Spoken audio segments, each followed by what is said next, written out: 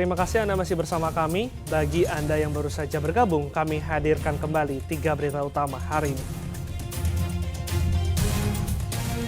2 rumah panggung di Kabupaten Baru ludes di Amuk Si Jago Merah. Api diduga bersumber dari korsleting listrik.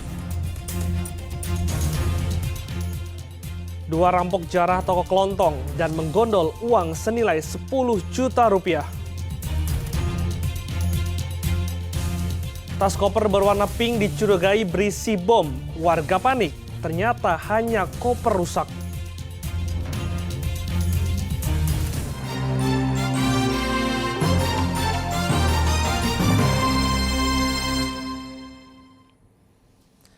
Akibat tidak memakai alat pengaman, 3 orang pekerja di Kota Makassar tersengat aliran listrik dan terjatuh dari atas tangga setinggi 8 meter.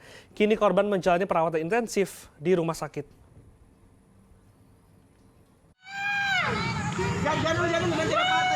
3 orang pekerja tak berdaya dan berlumuran darah di aspal usai tersengat listrik dan terjatuh dari atas tangga setinggi 8 meter.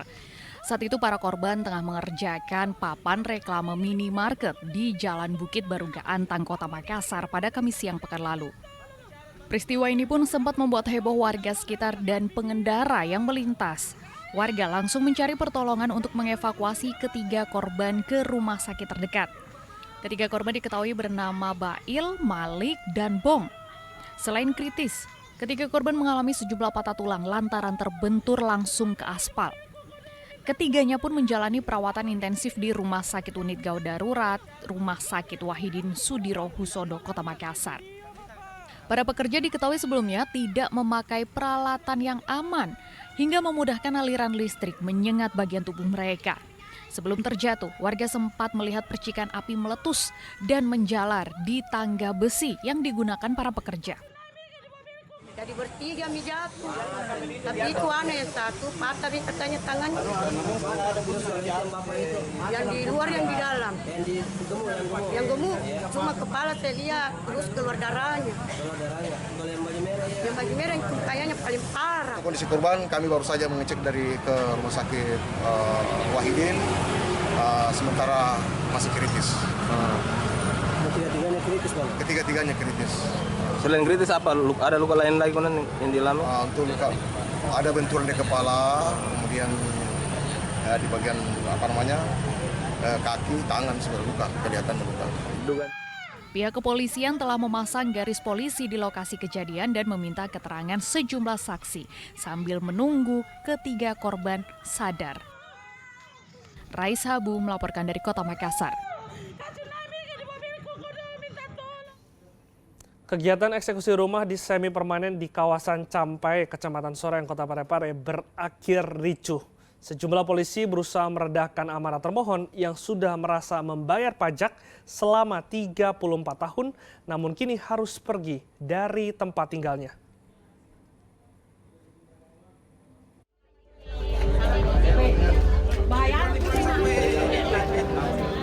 Sejumlah polisi berusaha meredam amarah termohon saat Panitera Pengadilan Negeri Parepare akan mengeksekusi rumah semi permanen di Cempai, Kecamatan Soreang, Kota Parepare, Kamis pekan lalu.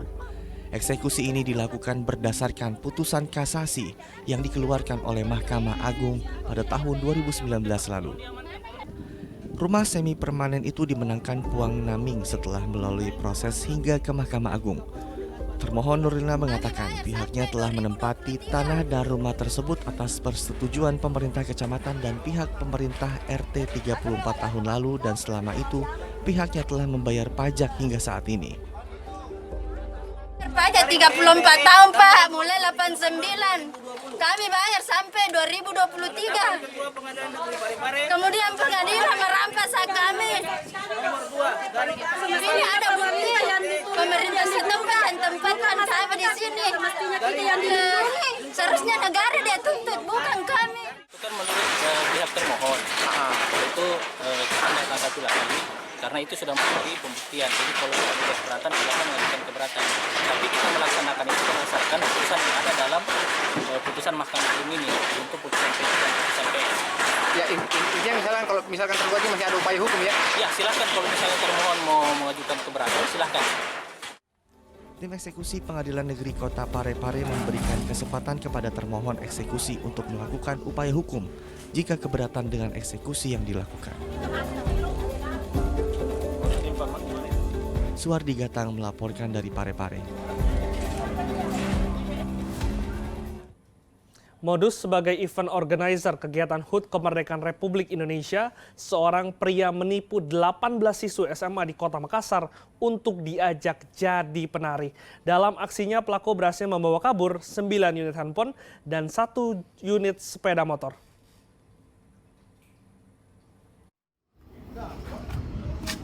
Berpura-pura sebagai event organizer dan mendatangi sekolah di Kota Makassar untuk mencari penari-penari guna mengisi acara Hari Ulang Tahun ke-78 Republik Indonesia yang diadakan di sebuah hotel di Kota Makassar. Aksi tersebut dilakukan oleh pria bernama Said.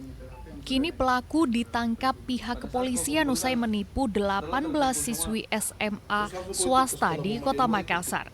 Dalam menjalankan aksinya, pelaku berhasil menggasak barang berharga milik korban berupa sejumlah handphone dan juga 1 unit motor.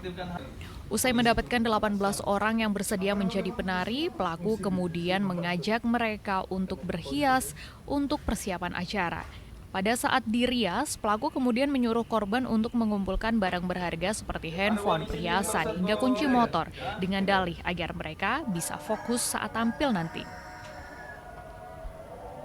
Setelah mengumpulkan barang berharga milik korban, pelaku kemudian beralasan untuk lebih dulu menuju hotel untuk persiapan. Namun kesempatan ini digunakan untuk kabur keluar kota. Setelah mendapat laporan korban, polisi yang melakukan penyelidikan berhasil menangkap pelaku di Kabupaten Lamongan, Jawa Timur. Polisi juga mengamankan barang bukti berupa 9 unit handphone dan 1 unit sepeda motor.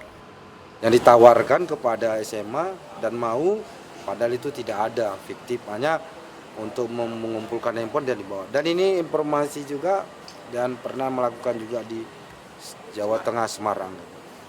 Ini lebih dari 1 kali Pak? Ya, lebih dari 1 kali. Lebih dari berapa sekolah? Himbauannya ke sekolah-sekolah. Jadi himbauan kepada sekolah-sekolah, kepada yang membuat event organizer itu, tolong diperhatikan daripada izin daripada dia, atau usaha daripada event tersebut. Pelaku dijerat dengan pasal 378 KUHP tentang penipuan dengan ancaman maksimal 12 tahun penjara. Andi Muhammad Sardi melaporkan dari Kota Makassar.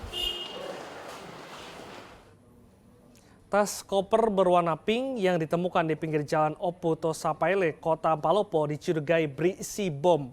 Warga panik melapor pada polisi, tapi ternyata koper tersebut milik seorang warga yang telah dibuang.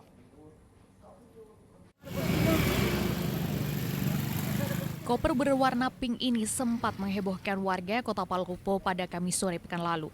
Petugas dari Brimob kemudian mengamankan koper ini ke Mapolres Kota Palopo untuk pemeriksaan. Pemeriksaan dilakukan di halaman Mapolres Palopo guna memastikan isi dari koper tersebut dengan menggunakan metal detektor. Melakukan pemeriksaan dan selanjutnya membuka koper tersebut dan ternyata kosong.